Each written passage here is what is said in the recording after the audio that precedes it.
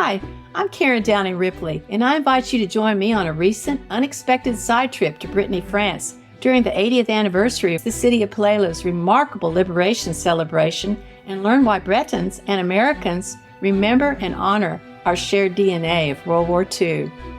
A last-minute decision to deliver my father's World War II documents to the city of Plélo, France, opened me up to an amazing experience that has truly changed my life.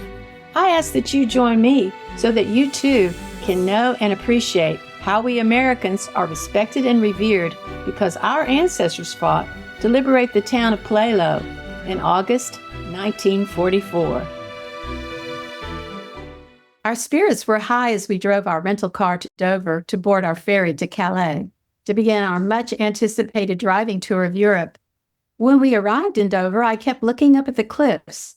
They were beautiful and unbelievably white with a cap of green grass on top. I noticed how high the cliffs were. I had thought my childhood memory had exaggerated their size, but now I could see that they were much, much higher than I had imagined, and old memories of fear on those cliffs came flooding in. It brought me back to when my mom and I arrived in England when I was 5 years old. My new stepfather picked us up in his tiny English car. He was an Air Force pilot, and he was assigned to close some of the post-war American bases. It was in Herne Bay that I started my first 3 years of school in England. I learned everything I needed to know in English schools. This early experience piqued my imagination and expanded my worldview. My early education made me as much English as American, which is saying something since my family were among the first to settle America in the 1600s. When I arrived in England, I became aware of war. There were still blackout curtains on the windows. I saw the bombed-out shells of buildings, houses, and churches. My mom would send me around the corner to the grocery market, where I would exchange ration cards for milk, butter, and cheese. We lived on a hill overlooking the North Sea. I could see the water and beaches below and longed to play there. My mom couldn't swim and didn't drive, so I knew she would never take me to such a dangerous place. I was lonely. I got tired of staying home all the time, so I ran away to sea on my oversized English tricycle. I was overjoyed at my daring escape. I made a mental note to myself that this was going to be one of the happiest days of my life. I memorized the cracked sidewalk with the daffodils fighting for space. I focused on the naval station on the beach below with its colorful flags flying in the sea breeze. This was the first of many adventures I claimed in my life. It was a glorious time riding along the beach, seeing my tracks filled with water.